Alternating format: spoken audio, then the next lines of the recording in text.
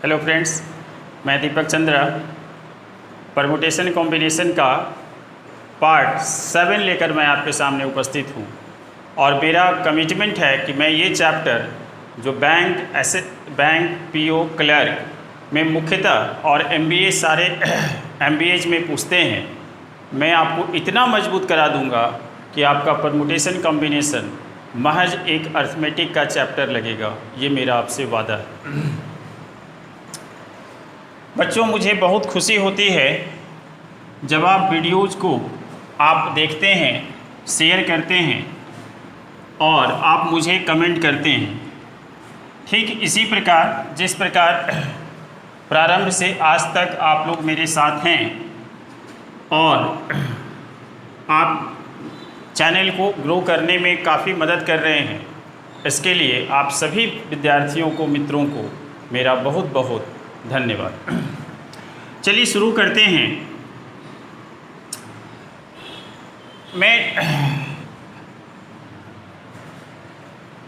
कुछ नंबर्स मैं आपको लेता हूं। जैसे मान लीजिए कि मैं आपको लेता हूं 1 2 3 4 5 6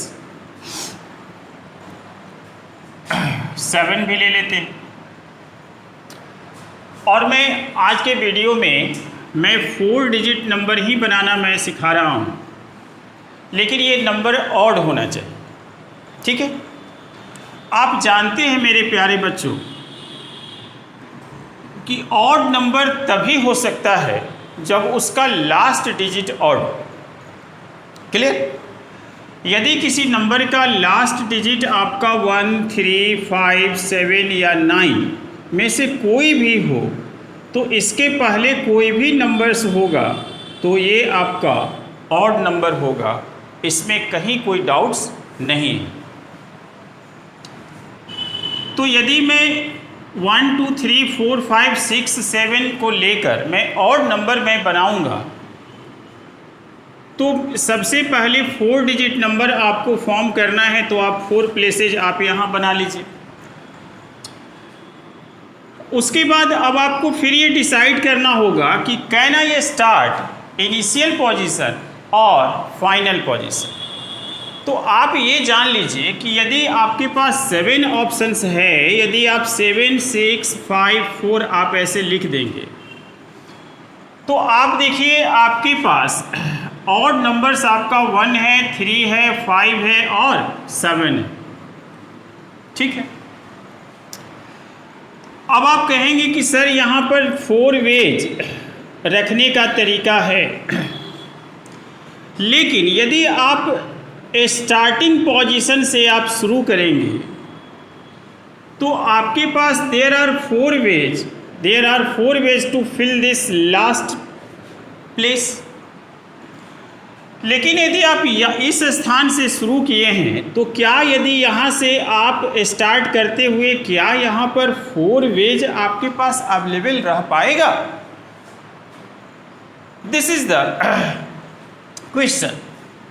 अब आप सोचिए कि जैसे मान लीजिए कि आप 7 वेज में मान लीजिए कि यहाँ पर आप 1 का इस्तेमाल कर दिए होंगे, क्योंकि आप 7 वेज में इनमें से कोई भी एक का इस्तेमाल कर सकते हैं। बात समझ रहे हैं? और मान लीजिए कि यहाँ पर 2 किए होंगे, यहाँ पे 4 किए होंगे, है ना। अब यहाँ पर एक बताइए कि आपने यदि यहाँ पर 1 का इस्तेमाल कर लिया है, तो क्या यहाँ पर 4 वेज मौजूद है?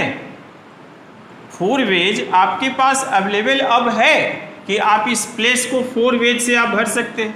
नहीं, इसलिए कि आपका A1 आपने ऑलरेडी प्लेस्ड है, तो आपके पास अब आपका वेज बच गया 3 5 और 7। सपोज कीजिए कि आपने यहाँ पर 2 नहीं रखा होगा, आप यहाँ पे 5 प्लेस किए होंगे, तो after filling here 1 and here 5, क्या आपके पास यहाँ पर 4 वेज है? नहीं है ना, क्योंकि आपको यहाँ पर सिर्फ और सिर्फ ऑड नंबर ही रखना है ना। You have to place here only odd numbers and 2 odd numbers have been already filled rest of the places. तो how can I fill here 4 ways? No, this is wrong. तो यदि आप question को आप यहाँ से स्टार्ट करेंगे या आप ऐसे बनाएंगे प्रीवियस क्वेश्चंस की तरह, क्योंकि ये कंडीशनल परमुटेशन है, तो आपका क्वेश्चन गलत हो जाएगा। इसलिए मैं आपको ये सजेस्ट करूँगा कि आप इसे 2 मेथड से आप बना लें। आपका पहला मेथड तो ये होगा कि आप बारी बारी से आप ऑड नंबर्स आप फ्रेम करें, और एक मेथड होगा कि आप डायरेक्ट या बना लें। आपको मैं दोनों मेथड में आपको दिखाता हूँ। तो पहला जो सवाल, ये पहला जो केस बनेगा आपका केस 1 में, मान लीजिए कि मैं यहाँ 1 प्लेस करता हूँ, ऑड नंबर बनेगा। अब आप इस साइड में कोई भी नंबर रखने के लिए स्वतंत्र है। तो 1 आपके पास 7 वेज है, 1 यहाँ पर या 1 हैज़ बीन ऑलरेडी प्लेस्ड, एक आपने प्लेस कर दिया, तो एक आपका यहाँ से फिनिश हो गया। अब आपके पास कितने वेज बचे? 6 × 5 × 4 और यहाँ पर 1 वेज। आप ये ना समझेंगे कि दिस 1 इज हेयर। मैं यहाँ पर बार बार मैं आपको समझाता हूँ कि यहाँ पर वेज है, चूँकि ये 1 है तो आप एक डिजिट है तो एक ही वेज होगा, ठीक है ना। तो यहाँ पर आपको इस 1 से मल्टीप्लाई नहीं हुआ है, ये आपने 1 डिजिट है और यहाँ पर ये आपका वेज है ना। तो ये आपका 6 5 जा 30 और 34 जा 120 आपका आ गया। अब आप केस 2 में यदि आप चलेंगे, ये आपका केस 1, केस 2 में यदि आप चलेंगे तो फिर आपके पास 4 ऑप्शंस, और इस बार 1 के यह स्थान पर आप 3 लेंगे, तभी ना ऑड नंबर बनेगा। अब आप बताइए कि यहाँ 1 था तो यहाँ 1 वेज था, तो क्या यहाँ पर 3 है तो ये 3 वेज हो जाएगा क्या? नहीं ना। इसलिए कि आपके पास 1 डिजिट, आपने इस प्लेस को आपने 1 डिजिट से भरा है तो 1 ही वेज हुआ ना, इसलिए यहाँ पर अभी भी 1 होगा, है ना। After filling your last position, you have now 6 options to fill. You have now 5 options to fill, and you have now 4 options to fill. तो 6 5 जा 30 और 34 जा 120, ये आपका फिर आंसर आ गया। अब आप केस 3 में यदि आप चलेंगे तो 1 2 3 4, अब इसके बाद और कौन सा नंबर है? आपका 5 है, तो क्या यहाँ पर 5 आ जाएगा क्या? नहीं ना, तो यहाँ पर 1 ही ऑप्शंस रहेगा, और 6 × 5 × 4 तो होगा ही, है ना। फिर आपका 120 आ जाएगा। And the last case is if last position is filled by 7। Okay, तो ये आपका फिर यहाँ पर 6 5 4 और यहाँ 1 है ना, तो फिर आपका 120 हो जाएगा। और इस तरह से आप इसे सारे नंबर्स को ऐड कर देंगे, मतलब 1 रखने के बाद आपका टोटल 120 ऑड नंबर्स बना, 3 रखने के बाद भी 120 ऑड नंबर्स बना, 5 रखने के बाद भी 120 और 7 रखने के बाद भी 120 ऑड नंबर्स बना। तो इस प्रकार से आपका टोटल ऑड नंबर्स हो गया 480। आप सोच रहे होंगे कि सर और वो आपका 5 सेकंड वाला स्टाइल कहाँ गया? आ रहा, ठीक है, आ रहा। आप ज़रा सा वीडियो को स्किप ना कीजिए, आप वीडियोज़ को रेगुलर देखिए, सिस्टमैटिक वे में देखिए, क्योंकि ये जो भी मैं आपको परमुटेशन कॉम्बिनेशन पर मैं आपको वीडियो प्रोवाइड कर रहा हूँ, यदि आपको सचमुच बैंक का प्रिपरेशन आप कर रहे हैं तो आपको मस्ट ये पूरा वीडियो विदाउट स्किपिंग देखना चाहिए, ठीक है। चलिए अब मैं डायरेक्ट बनाने की बात करता हूँ, ठीक है। तो डायरेक्ट जब हम लोग बनाएंगे तो आपके पास 4 प्लेसेज है, और इस प्लेस को भरने का आपके पास 4 वेज है। अब यहाँ पर ये मैं वेज लिख रहा हूँ, अब कोई मैं नंबर नहीं भर रहा हूँ, उनमें से कोई भी एक नंबर मैं ले सकता हूँ यहाँ पर, लेकिन total 4 options to fill this gap. After filling this gap, इनमें से कोई एक नंबर यहाँ रखने के बाद एक नंबर आपका कैंसिल हो जाएगा, either 1, either 3, either 5, either 7।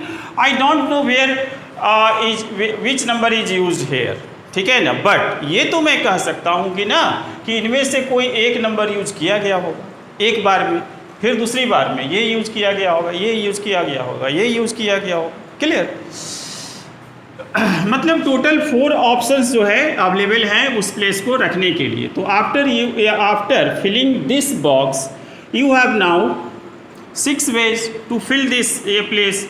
After filling these 2 places you have now 5 options and now you have 4 options।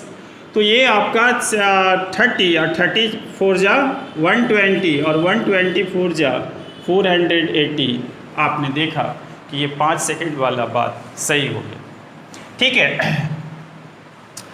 लेकिन ये जो आपको मैंने बताया ये आपका विदाउट रिपीटेशन का केस था, क्योंकि मैंने पिछले वीडियोज में मैंने कहा कि यदि क्वेश्चंस में कोई भी कंडीशंस नहीं दिया हो, रिपीटेशन और नॉट रिपीटेशंस की चर्चा न हो, तो आपको उस अवस्था में समझना है कि this question belongs to without repetition. Clear? अब मैं केस 2 में आपको भी बता दूं with repetition, with repetition.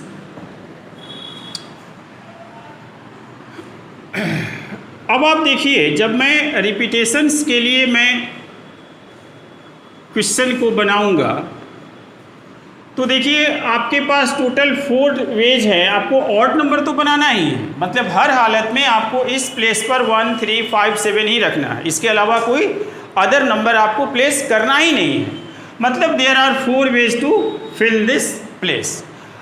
After filling this place how many ways are there available to fill this box? आप बताएं। आप कहेंगे कि सर इसके पहले एक डिजिट मैंने या 1 digit have been either 1, either 3, either 5, either 7 has been used, then now I have 6 ways to fill this place. No, because यदि आपने यहाँ 1 यूज कर लिया तब भी आप उस 1 का प्रयोग यहाँ कर सकते हैं ना। यदि आपने यहाँ 3 का यूज कर लिया तब भी आप यहाँ कर सकते हैं, because question allows you to repeat the numbers. आप मेरी बात समझ रहे हैं? ठीक है। इसका मतलब ये हुआ कि यहाँ पर कोई भी डिजिट, मान लीजिए 1 रखा गया होगा, 3 रखा गया होगा, 5 या 7, मान लीजिए 1 यहाँ पर पुट कर लिया गया होगा, फिर भी 1 is available for the other places. Clear? इसका मतलब all 7 ways are available to fill this place. After filling this place and this place, अब मान लीजिए कि आपने यहाँ 1 यूज कर लिया, मान लीजिए, और आप 1 यहाँ भी यूज कर लिए, तो क्या इस 1 को इस स्थान पर यूज कर सकते हैं कि नहीं कर सकते? क्वेश्चन तो कहता है, क्वेश्चन तो आपको अलाउ करता है, क्वेश्चन कहता है कि रिपीटेशन अलाउ है, तो फिर आपको करने में क्या दिक्कत जा रही है? ठीक है। इसका मतलब है कि 7 ways, next 7 ways available for this place and next 7 ways are available for this place.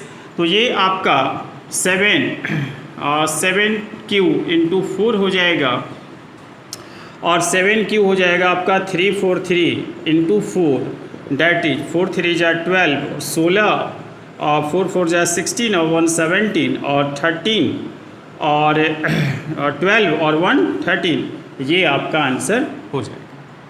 ठीक है। अब आप चाहें तो आप यहाँ पर 1 3 5 7 जैसा कि मैंने इसके पहले विदाउट रिपीटेशन वाले केस में मैंने पढ़ाया, तो आप वैसे भी आप इसे बना सकते हैं। मैं आपको स्केच कर देता हूँ ताकि आपको फिर भी डाउट ना रहे। मान लीजिए आप यहाँ 1 आपने पुट किया, ठीक है, तो 1 वेज हो गया, 1 पुट किए तो आपका 1 वेज हुआ। आफ्टर या filling this position there are all options available, है ना। तो आपके पास सारे ऑप्शंस आपके पास अवेलेबल हैं। इसका मतलब कि 7 × 7 × 7 होगा। उसके बाद आप ये आपका इसी सवाल का मैं सेपरेट करके मैं आपको बता रहा हूँ। और ये फिर आप यदि आप ऐसे बनाएंगे तो फिर यहाँ पर मान लीजिए कि आपने 3 प्लेस किया तो 1 वेज हुआ, और इस प्लेस पर 3 को आप फिर यूज कर सकते हैं, री यूज इज अलाउड। उसी प्रकार से यदि आप यहाँ 5 प्लेस या 5 यूज करेंगे तब भी आप सारे नंबर्स को आप यूज कर सकते हैं यहाँ पे, है ना। फिर आप ऐसे कर सकते हैं। तो उसी प्रकार से फिर एक बार और आपको यूज करना है, और यहाँ पर आप 7 यूज करेंगे, है ना। तब भी ये 7 मतलब नंबर 7 हुआ, 7 वेज नहीं हुआ। तो फिर आपका यहाँ पर 7 वेज 7 वेज 7 वेज मतलब फिर आपका इस तरह से बनेगा। तो आप देख रहे हैं कि इसका आंसर 3 4 3, फिर इसका आंसर 3 4 3, फिर 3 4 3 और फिर आपका 3 4 3। ये सारे को आप ऐड कर देंगे तो आपका आंसर इतना ही आ जाएगा, 1372 आपका आंसर आ जाए। बच्चों, मुझे पूरा विश्वास है कि आप इन दोनों वीडियो को आप खूब देखेंगे और आप अपना परमुटेशन कम्बिनेशंस को मजबूत कर लेंगे। आपने जो भी सहयोग किया है या कर रहे हैं, आप खूब पढ़िए। मेरा सहयोग आप दैट इज़ सेकेंडरी थिंग। आप खूब पढ़िए घर पे, लॉकडाउन है। मैं आपको डेली मैं वीडियो आपको अपलोड करता हूँ। किसी कारणवश अभी तक मुझे जहाँ तक उम्मीद है कि मैं 1 या 2 दिन ऐसा हुआ है कि मैंने गैप कर दिया है, लेकिन कोशिश मेरा रहता है कि मैं पर डे में आपको वीडियो दूँ। इसलिए आप घर पे खूब वीडियो पढ़ें, अपने दोस्तों में शेयर करें, अपने दोस्तों को बताएं, और आप अपना सहयोग करते हुए मेरा सहयोग करें। आपका बहुत बहुत धन्यवाद।